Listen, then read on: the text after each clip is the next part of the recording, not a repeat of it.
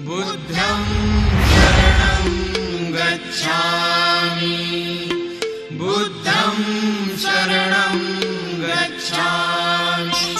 इस देश के सभी शोषित पीड़ित और दलित लोगों के आत्मसम्मान और उत्थान के लिए अपने प्राणों की आहुति देने वाले सभी महापुरुषों और महामाताओं के महान विचारों और कार्यों को कोटि कोटि नमन। आप सभी को सविनय जय भीम, नमो बुद्धाय। सबसे पहले विजयादशमी और 69वें धम्म चक्र परिवर्तन दिवस पर सभी भारतीयों को मेरी हार्दिक हार्दिक शुभकामनाएं। आज नागपुर में डॉक्टर बाबा साहब अम्बेडकर द्वारा अपने लाखों अनुयायियों के साथ आयोजित दीक्षा समारोह को 69 वर्ष पूरे हो रहे हैं। इस 69वें धम्म चक्र परिवर्तन दिवस को मनाते हुए आज हमारे लिए एक अध्ययन करना बहुत महत्वपूर्ण है कि डॉक्टर बाबा साहब ने बौद्ध धर्म क्यों स्वीकार किया। इस देश के सभी शोषित पीड़ित शूद्रों, अतिशूद्रों और सभी भारतीयों को इसके बारे में जानना चाहिए, क्योंकि आप देख रहे हैं कि आज महाराष्ट्र में हर जगह कई जातियों के लोग आरक्षण का लाभ उठाने के लिए एकजुट होकर आंदोलन करते दिखाई दे रहे हैं। 14 अक्टूबर 1956 को पूज्य नेता डॉक्टर बाबा साहब अम्बेडकर ने अपने लाखों दलित महार अनुयायियों के साथ नागपुर के बौद्ध धर्म के दीक्षा ली और उस महार दलित समुदाय को प्रगति की एक दिशा मिली। आज आप देखते हैं कि हमारे देश में जितने भी दलित महार लोग बौद्ध धर्म में परिवर्तित हुए, पिछले 69 वर्षों में उन्होंने शिक्षा, विचारधारा और आर्थिक रूप से भी बहुत प्रगति की है। लेकिन यह सराहनीय है कि यह केवल इसलिए संभव हुआ है क्योंकि इस समुदाय ने डॉक्टर बाबा साहब द्वारा दिए गए बौद्ध धर्म के सिद्धांतों को अपनाया और उनके दिखाए मार्ग पर आगे बढ़ा। बाबा साहब जानते थे कि ये केवल आरक्षण से संभव नहीं हो सकता, इसलिए उन्होंने अपने अनुयायियों को संवैधानिक आरक्षण के साथ साथ मानवतावाद, विज्ञान और समानता की करुणा का महान बौद्ध धर्म दिया। फिर भी डॉक्टर बाबा साहब ने बौद्ध धर्म क्यों स्वीकार किया, इसे समझने के लिए हमें उनके जीवन और कार्यों का अध्ययन करना होगा। उनके बौद्ध धर्म स्वीकार करने के पीछे कई कारण थे और वे केवल एक धर्म को स्वीकार करने तक सीमित नहीं थे। डॉक्टर अम्बेडकर ने किसी भी धर्म को चुनने से पहले उसका गहन अध्ययन किया था। वे एक ऐसा धर्म चाहते थे जो वैज्ञानिक, तर्कसंगत और समानता पर आधारित हो। उन्होंने पाया कि बौद्ध धर्म इन सभी मानदंडों पर खरा उतरता है। बौद्ध धर्म में मानव जीवन के दुखों और उनसे मुक्ति के उपायों की व्याख्या की गई है, लेकिन यह किसी दैवीय शक्ति पर निर्भर नहीं है। बौद्ध धर्म किसी अंधविश्वास या ईश्वर पर आधारित नहीं है। ये कर्म के सिद्धांत और प्रत्येक व्यक्ति के अपने प्रयासों पर जोर देता है। डॉक्टर अम्बेडकर को ये दर्शन बहुत महत्वपूर्ण लगा। गौतम बुद्ध ने लोगों को अत्तदीप भव, अपना प्रकाश स्वयं बनो का संदेश दिया, अर्थात प्रत्येक व्यक्ति को सत्य की खोज के लिए अपनी बुद्धि का उपयोग करना चाहिए। एक ऐसा दर्शन जिसे वे मानवता की प्रगति के लिए आवश्यक मानते थे। डॉक्टर अम्बेडकर को हिंदू धर्म में जाति और जाति आधारित असमानता का गहरा अनुभव था। बौद्ध धर्म में जाति, पंथ या ऊंच नीच का कोई भेदभाव नहीं है। बुद्ध सभी मनुष्यों को समान मानते थे और सिखाते थे कि किसी भी व्यक्ति की श्रेष्ठता उसके जन्म से नहीं बल्कि उसके कर्म से निर्धारित होती है। डॉक्टर अम्बेडकर के लिए यही सामाजिक न्याय और समानता का मूल दर्शन था। बौद्ध धर्म के अपरिग्रह, आवश्यकता से अधिक संचय न करना और अहिंसा के सिद्धांतों को महत्व दिया है। उनका मानना था कि इससे शोषण मुक्त समाज का निर्माण हो सकता है। यह धर्म किसी एक वर्ग के हितों की रक्षा नहीं करता, बल्कि सभी के कल्याणों के बारे में सोचता है। बौद्ध धर्म सर्वश्रेष्ठ क्यों है? डॉक्टर अम्बेडकर के अनुसार बौद्ध धर्म सर्वश्रेष्ठ है क्योंकि वह मानवतावादी है। यह किसी चमत्कार या काल्पनिक कहानियों पर आधारित नहीं है। यह मानव जीवन में आने वाले दुखों, उनके कारणों और उन्हें दूर करने के उपायों की वैज्ञानिक तरीके से व्याख्या करता है। नैतिक और मानवीय मूल्यों पर आधारित बौद्ध धर्म 5 शिलों हत्या न करना, चोरी न करना, झूठ न बोलना, व्यभिचार न करना और मादक द्रव्यों का सेवन न करना के नैतिक मूल्यों पर बल देता है। वैज्ञानिक दृष्टिकोण बुद्ध द्वारा प्रतिपादित सिद्धांत तर्कसंगत है। दुख के 4 आर्य सत्य है। दुख की उत्पत्ति, दुखों का निरोध, दुख निरोध का मार्ग यानी अष्टांगिक मार्ग किसी भी वैज्ञानिक शोध की तरह है, जो समस्या के मूल कारण और समाधान की व्याख्या करते हैं। यह धर्म किसी भी जाति और धर्म के लोगों के लिए खुला है। किसी भी व्यक्ति को बौद्ध धर्म अपनाने का पूरा अधिकार है। यही कारण है कि डॉक्टर बाबा साहब अम्बेडकर ने बौद्ध धर्म का स्वीकार किया और इसका संदेश पूरी दुनिया में फैलाया। उनके अनुसार बौद्ध धर्म केवल एक धर्म नहीं, बल्कि एक जीवन पद्धति है जो मनुष्य को स्वतंत्रता, समानता और न्याय प्रदान करती है।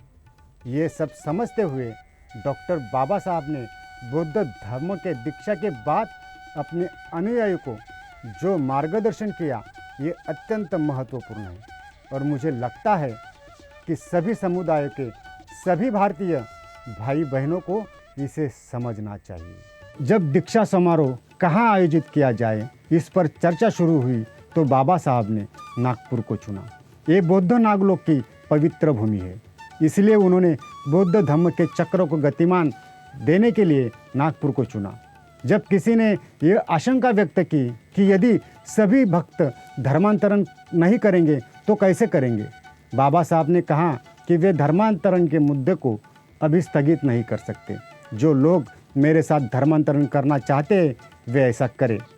23 सितंबर 1956 को उन्होंने एक पुस्तिका प्रकाशित की और 14 अक्टूबर 1956 को उन्होंने घोषणा की कि वे धर्म परिवर्तन कर रहे हैं। इसके लिए उस समय के सबसे वयोवृद्ध भिक्षु महास्तिवर चंद्रमणि को बुलाया गया। 11 अक्टूबर को अंबेडकर और उनकी पत्नी नागपुर पहुंचे। जब उनके अनुयायियों ने सुना कि बाबा साहब नागपुर आए हैं तो अछूत वर्ग के कई लोग एक सप्ताह के लिए नागपुर आने लगे। कई लोगों ने सफ़ेद वस्त्र खरीदे। बाबा साहब करे पुकार, बौद्ध धर्म का करो स्वीकार जैसे नारे नागपुर में गूंज उठे और वह दिन आ गया। 14 अक्टूबर के वे सुबह जल्दी उठे।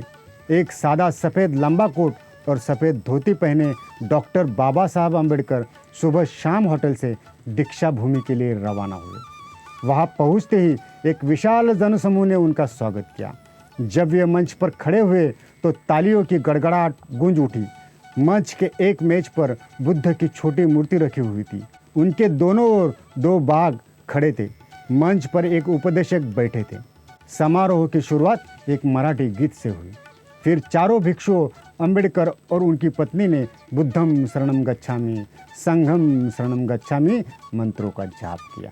लाखों लोगों के समूह ने इस समारोह को ध्यान से देखा और हत्या, चोरी, मिथ्या भाषण, अनैतिकता और मद्यपान से विरत रहने की 5 शिलों का जाप किया। शपथ लेते समय अंबेडकर ने बुद्ध की प्रतिमा के समक्ष श्रद्धापूर्वक प्रणाम किया। उन्होंने भगवान बुद्ध के चरणों में 3 बार अपना शीश झुकाया। बुद्ध की प्रतिमा पर कमल की माला अर्पित की गई। इसके बाद अंबेडकर के बौद्ध धर्म अपनाने की घोषणा की गई। इसके साथ ही बाबा साहब अंबेडकर की जय, भगवान बुद्ध की जय के नारे लगाए गए। इस समारोह के बाद बाबा साहब ने घोषणा की, मैं अपना पुराना धर्म त्याग कर आज पुनः जन्म ले रहा हूँ। वह धर्म असमानता और उत्पीड़न का प्रतीक था। मैं अवतारवाद में विश्वास नहीं करता। अब मैं किसी भी हिंदू देवी देवता का भक्त नहीं हूँ। मैं बुद्ध द्वारा बताए गए अष्टांग मार्ग का कठोरता से पालन करूँगा। बौद्ध धर्म ही सच्चा धर्म है। मैंने अपना जीवन ज्ञान, सन्मार्ग और करुणा के सिद्धांतों के अनुसार जिया है। फिर उन्होंने भीड़ को खड़े होने के लिए चुनौती दी। भीड़ खड़ी हो गई। उन्हें 5 शपथ, पंचशील और 22 शपथें पढ़ाने को कहा गया। उस दिन लाखों लोगों ने बौद्ध धर्म का स्वीकार किया। डॉक्टर बाबा साहब अंबेडकर द्वारा दी गई 22 प्रतिज्ञाएं वास्तव में बौद्ध बंधुओं की प्रगति का आधार है, क्योंकि बाबा साहब ने 22 प्रतिज्ञाएं लोगों को धार्मिक, सामाजिक और सांस्कृतिक परिवर्तन का स्पष्ट मार्ग दिखाने के लिए दी थी। इन प्रतिज्ञाओं का मुख्य उद्देश्य हिंदू धर्म में व्याप्त जातिगत भेदभाव और असमानता को त्याग कर बौद्ध धर्म का स्वीकार करके एक नए समतावादी और तर्कसंगत जीवन की नींव रखना था। ये प्रतिज्ञाएं व्यक्ति को धर्मांतरण करते समय पुराने विचारों की पूरी तरह दूरी बनाने और नए धर्म के दर्शन को अपनाने की शिक्षा देती है। बाबा साहब का मानना था कि हिंदू धर्म में व्याप्त असमानता के कारण दलित समाज में मानसिक गुलामी व्याप्त है। ये प्रतिज्ञाएं इस गुलामी से मुक्ति पाने और स्वतंत्र चिंतन की आदत डालने के लिए थी। ये प्रतिज्ञाएं केवल धार्मिक अनुष्ठान नहीं थी, बल्कि एक सामाजिक क्रांति के प्रतीक थे जो मानवीय प्रवृत्तियों को प्रेरित करती है। ये प्रतिज्ञाएं लोगों को एक नई जीवन शैली से परिचित कराने के और बौद्ध धर्म स्वीकार करते समय पुराने विचारों की ओर न लौटने की महत्वपूर्ण थी। ये प्रतिज्ञाएं लोगों को मानवीय समानता, भाईचारे और विवेक पर आधारित धर्म को स्वीकार करना सिखाती है। बाबा साहब ने ये प्रतिज्ञाएं सरल भाषा में दी ताकि आम लोग बौद्ध धर्म के सिद्धांतों को आसानी से समझ सके और उनका पालन कर सके। इन प्रतिज्ञाओं में हिंदू देवी देवताओं को अवतार, श्राद्ध पक्ष और ब्राह्मणों द्वारा किए जाने वाले अनुष्ठानों जैसे चीज़ों का पूरी तरह से त्याग शामिल है। इसके बजाय वे समानता, करुणा, मैत्री, 5 उपदेश और अष्टांगिक मार्ग जैसे बौद्ध धर्म के सिद्धांतों का स्वीकार करते हैं। इसीलिए ये प्रतिज्ञाएं बौद्ध धर्म स्वीकार करने वालों को एक स्वतंत्र और सशक्त जीवन जीने के लिए प्रेरित करती है। आज हम पूरी दुनिया में एक विनाशकारी उथल पुथल देख रहे हैं। पूरी दुनिया को शांति, करुणा, मैत्री, समानता और मानवतावादी सोच की बौद्ध सिद्धांत प्रणाली की आवश्यकता है। ऐसा महान बौद्ध धर्म बाबा साहब ने अपने अनुयायियों को दिया है और उनके अनमोल जीवन का स्वर्ण बन गया। भारत के सभी शोषित, पीड़ित और पिछड़े वर्ग के लोगों को इस बारे में सोचना चाहिए और अपनी प्रगति के पथ पर आगे बढ़ने के लिए बौद्ध धर्म को स्वीकार करना चाहिए। मैं सभी भारतीयों को धम्मचक्र परिवर्तन दिवस की बहुत बहुत शुभकामनाएं देता हूँ। धन्यवाद। जय भीम। नमो बुद्धाय।